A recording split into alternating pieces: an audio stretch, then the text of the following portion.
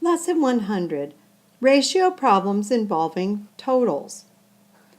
Our objective in this lesson is to use ratio boxes to solve ratio problems that involve totals.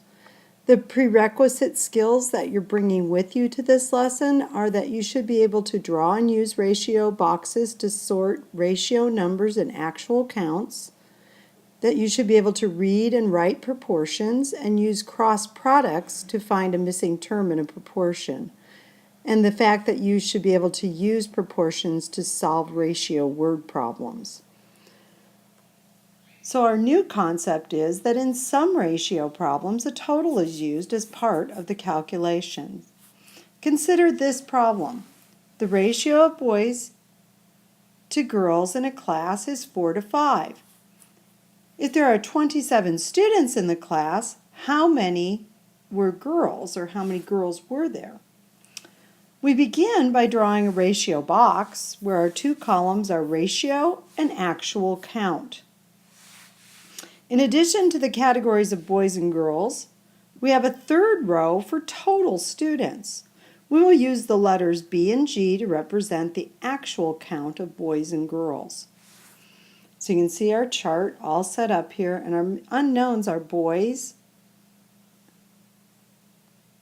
and girls.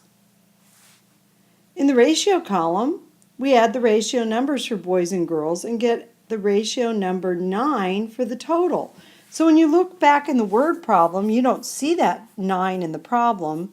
It's inferred or implied by saying that if we have 5 boys and 4 girls, we have 9 students total.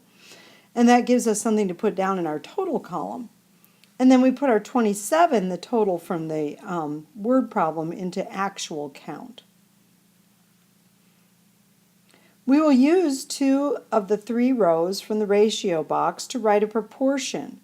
We use the row we want to complete and the row that is already complete.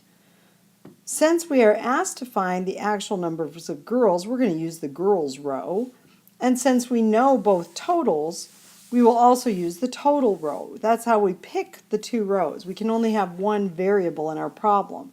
So we have to either solve for boys or girls compared to total. We can see down here that we have set up a ratio, which you probably learned how to do in another lesson, and we went from girls to total, so we went 4 to 9 over here. Then we have to go again, girls to total. Notice that we have girls on the top and our total of 27 on the bottom. Always we have to put the same matching or corresponding items in the numerators and the corresponding items in the total and the denominators. So in this case, girls in the numerator, total in the bottom. Then we can use our knowledge from a previous lesson about the cross products.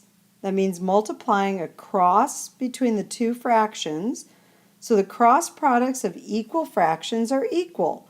That's why we can say that 9 times G equals 4 times 27. Those are the cross products of 2 equal fractions, and we set them up, and that helps us solve our equation. Now we know that our next step is to multiply 4 times 27 and then divide by 9. And that's how we come to the conclusion that there were 12 girls.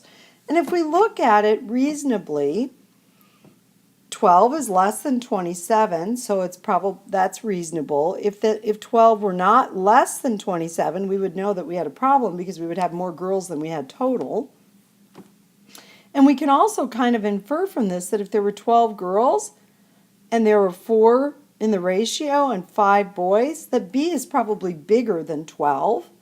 And if we subtract 12 from 27, we're going to get 15, and that is bigger, so that would be reasonable too. And that would be a way to find the boys, would now be to subtract the 12 from the 27. But if we also wanted the boys, we would go back and set up these same ratios, only we would go boys to total and boys to total again. I'm going to show you what that looks like. I'm not sure that they show that in the next example, but we could have solved for boys to total and gone 5 is to 9 as boys are to 27. So 5 boys out of total students, so this 9 students is the same as B is to 27. And remember, we already kind of hypothesized that this was 15. Let's see if that holds true. Our answer would be 5 times 27 divided by 9. So the fast way to do that would be 5 times 27 divided by 9. If we did it this way, 5 times 27 divided by 9, we avoid doing the 5 times 27 by reducing here and seeing that 3 times 5 is 15. That way I didn't have to calculate 5 times 27. And it does bear out that there were 15 boys. In example 1, we're discussing the ratio of football players to band members on a football field. And this ratio was 2 to 5. Now you'll notice whenever they say football players to band members and then they say 2 to 5, they always go in the same order. So you can be sure that the 2 is the first one, the football players, and the 5 is the second one, the band members. And then altogether there were 175 football players. So our ratio of 2 to 5 goes in our ratio box, right here, 2 to 5, and then we add those up again to get our 7 total. In other words, our 175 that's given as a total in the problem is not the total number of band and football players, and isn't the ratio total, it's the actual count total. So we have to create the ratio total by adding the 5 and the 7. Then we use meaningful variables of F and B so that we can keep track of football players and band members. And we set up our ratio box. Then we go back and see what they wanted us to find. How many football players? That's how we know which row to use. We won't use the band members because that would be indirect. We could get the answer, and if we accidentally started out finding the band numbers, we would just take that answer and subtract it from the total. But since we know we're looking for the football players, we can go directly down here to the ratio of football players to total, which is 2 to 7, and football players variable, the actual count, F, and total of 175. And again, over here we're setting them up into 2 fractions, and knowing that the cross products of equal fractions are equal, we create an equation where it says 7 times F is the same as or equal to 2 times 175. We do this by multiplying 2 times 175 and dividing by 7, and we come to the conclusion that there are 50 football players on the field. Now you might not be able to come to that conclusion quite that quickly. You might have to do some calculation off to the side, but that would be the correct answer. Again, when we're checking for reasonableness, we would go back and think, well, 50 goes here, so that means that the band members would be 125 here because 125 and 50 makes our 175, and since 125 is bigger, like 2 and 5 is bigger, then our answer is reasonable. And we know that there were 50 football players on the field. And since that was our goal, we're done. We don't even know how many or matter how many band members there are, even though it's not hard for us to tell that. That wasn't the original question. In example 2, we're looking at the ratio of basketball players to soccer players in a room. And it was 5 to 7. So again, basketball to soccer means that 5 is basketball and 7 is soccer.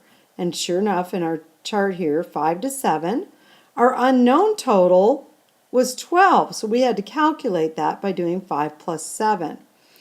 Then they gave us this total of 48, but that was our actual count total, so we put that down in the bottom.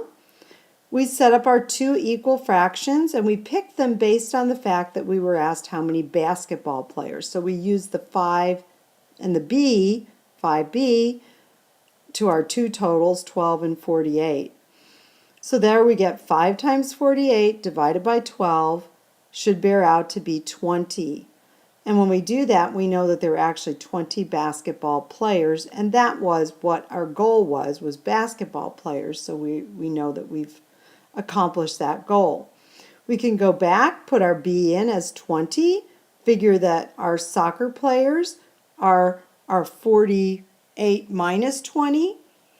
And so since they're 28 and that's bigger, and 7 was bigger than 5, our answer is reasonable. So it's a way to kind of check the reasonable. I don't even know if reasonableness is a word, but whether our answer is reasonable. Here we have another example or a summing up of the ratio problems involving totals. And again, it was our boys and girls in a class. And since this is the same problem, we'll just use it to sum it up. Some ratio problems have a total, and the total is not given. The total of the ratio is not given in the problem, but the actual count total is given. So we have to create the ratio total, use the givens, the totals, as our denominators, and put our variable in the numerator depending on which variable we're trying to find.